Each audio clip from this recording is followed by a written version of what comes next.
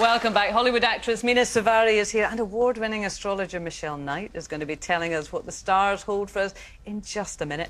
But we have been asking for your inspirational people in your family this morning. So send us in and tell us who is it in your family that inspires you. That lovely, lovely film that we saw of the Mizzen family. And Claire from Birmingham says, my sister, she works full-time. She's a single mum to 3 kids. We help out where we can, but the way she holds that family together is amazing. Tina in Kent said, it's got to be my sister Anna. She volunteers for a hospice charity, doing as much as she can to raise money to help people that need palliative care. She's also helping out at the Olympics this summer. It's great, isn't it? It's all these special people, and they're all, you know, special in their own little world. It's absolutely fantastic. Mena, do you have a special, inspirational person in your world? I do. I mean, if we're talking about in my family, then, well, I have 3 older brothers, and one of my brothers I'm really close to, and I definitely look up to him. He's just amazing in so many ways, because he's one of those people who he works so hard for everyone and to take care of his family, and he's so smart, and you know, he's very inspirational to me in so many ways. You know, I really think he's wonderful, and I've had so many wonderful talks with him, and he's definitely helped me out. You know, these people make such a difference. Yeah. Michelle? My partner, actually, because she's the most non-judgmental person I've ever met. I mean, she's just like a guru. I say you're my guru because she just is so kind to every single person she meets. She really is. Very different to me, because I love people, but I can be a bit brash. Thank you for your honesty. No, we want you to be honest now, because you've been, of course, looking at the stars, and we're particularly focusing on careers this morning. And we've got lots of emails, actually. I'm going to hopefully get through a few of them, of people who are particularly concerned about what's happening in their work life. Is this a good time to be thinking about that, generally? It is so exciting. Is it? And good. Very handy, because Mercury, the planet of communication, has gone into Aries today. Right. And Mercury was going backwards, and it was causing everybody to have communication problems. And Mars, the planet of action. So this is affecting everybody. Yes, this is the general vibe of the planet. Right? Everything is going forward. Well, it was going backwards, and there was a lot of, but now it's like, yeah, baby, come on, let's go. Good. When I go to lunch today, I'm going to say to people, I've been discussing the vibe of the planet this morning. But I have to say, the only downside, and I'm an Aries, so I can say this, of Mercury and Aries, is you can be a bit too blunt. You can say things without thinking. So you must speak from your heart, and then all will be well. Right. Okay. Okay. Now I know you think things are looking interesting for Mena. Not that things aren't already interesting enough for Mena. I have to say, I looked at your chart and I was blown away. You've got a really interesting chart. You've got 3 planets in Aquarius. Actually, you're a visionary. You're a humanitarian. I think when you're older, you're going to go into politics or do something really important for the world. Stop. Does this ring true? I mean, that sounds amazing. I would love that. I am an Aquarius, so. Are you interested in kind of doing charity work? Yeah, and politics? no, I do. I mean, I work with AMREF, which is the African Medical Research Foundation. I've been with them for years, and that's something that's, you know, I'm really passionate about. But, you know, I really believe that everybody can make a difference. Yeah, see, I think you're really humble, and that's in your nature, because you assume everyone's like that, and you really are a one-off, and it's great. Now, the good news for you is that you've got your moon is in Virgo, and Mars is in Virgo going forward. So this week, you're re-energised and focused, and 2 other massive things going on for you this year. One is in October, your career is going through a huge, phenomenal transformation. And also in September, Venus, the planet of love, is conjuncting Jupiter, the planet of good fortune, and something extraordinary could happen. And it almost feels like it's fated. I'm not a fatalist, I'm a 21st century astrologer. But it's got this vibe of something so intense. Wow. Well, October's when the presidential elections are. Is it too late to enter the race, Mena?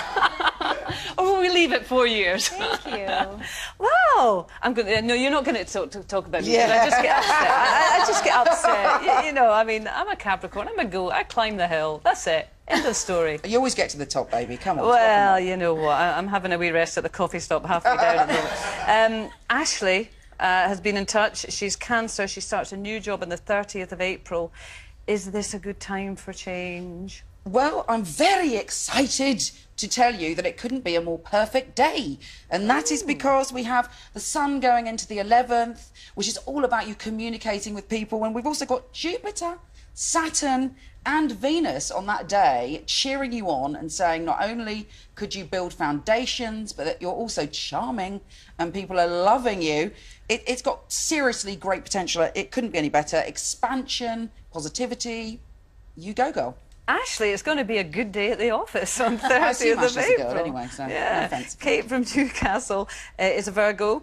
Oh, she's given us her date of birth and her time of birth. She was born on the 14th of the 9th, 66 at 4 a.m. in the morning. You better get this from right, girl. You've got all the information you need. She says, I lost my job last August. I can't find a replacement. Still got a part-time job, but struggling on such a small income. Any signs of improvement out there? Well, Virgos have been going through a very hard time in general, and that's because Mars has been in Virgo going backwards, draining your energy. But the good news, particularly for you, is Mars is now going forward, and you're having to look at new ideas. Being a Virgo, and actually you've got a lot of planets in Virgo, sometimes when things are hard, you analyse it and you go, well, why did that happen? And could I have made it myself more perfect?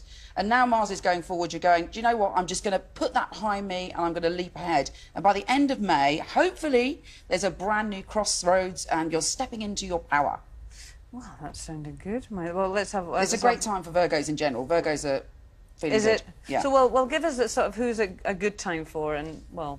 I don't know, is there people that's a bad time for? You said it's good for everyone generally. Well, I'll tell you let's talk about the good times first of all. Yeah, let's talk about the good times. Yeah. Taurians, right. This weekend is your very own astrological new year.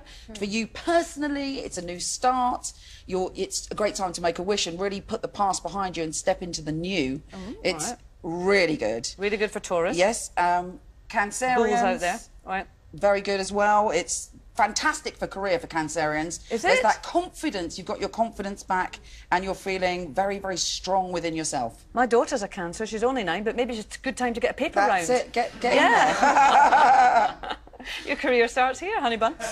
So Cancer and Taurus, particularly good. Yeah, Aquarius is good because it's all about communication this week. She's going to be the president. What are you talking There you go. about? It gets better. Yeah. Well, what star sign are you, Michelle? Aries, which is good and bad. Well, what's happening with you then? Well, Aries, it couldn't get any better, actually. All right. That's because Mercury is in Aries and Mars is going forward. It's been a very tough time for Aries recently, but now it's, you know, we've got our vavavoom, we're springing out of bed like the little spring lambs that we are.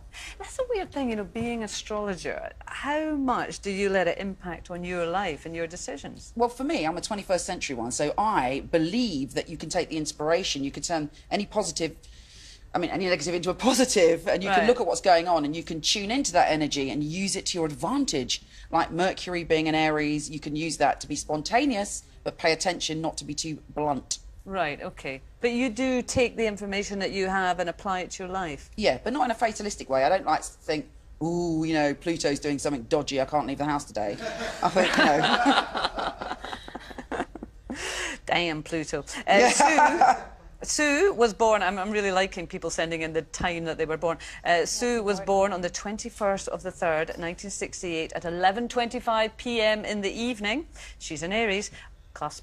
That wasn't a rude word. There's no such I mean, thing she's as on the cusp. Yeah. People think they're a cusp, so like you look in the newspaper and you go, oh, I was born on the 21st, you know, I could be either, some papers say this, some say that. And really you have to look it up because every year it is different. You're no in between. There is no in between. Okay, so you're not a cusp. No. It seems to feel like I've been running through toffee since October 2009.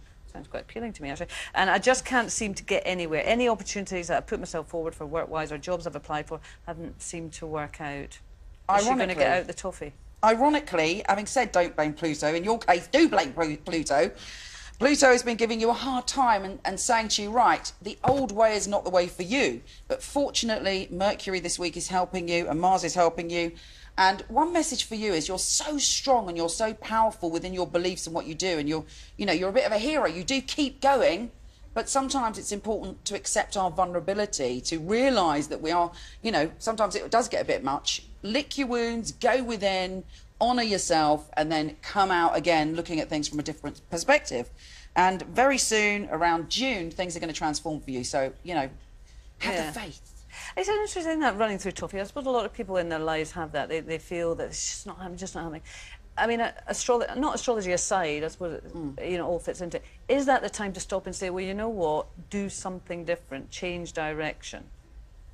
Well, it's interesting because for me, like, you know, I love the tarot cards for symbolism, for instance, and there's a card called the Hanged Man, which is the card for limbo, you know, and it applies to all situations in life. And whenever I'm in limbo, or anyone else of my friends are in limbo, I say, do you know what? If you're waiting for something, surrender, do something different. Go and play. Don't go and do something you really enjoy. Because if you push something, it is like watching the kettle boil, and you end up, you know... It doesn't make it happen any quicker.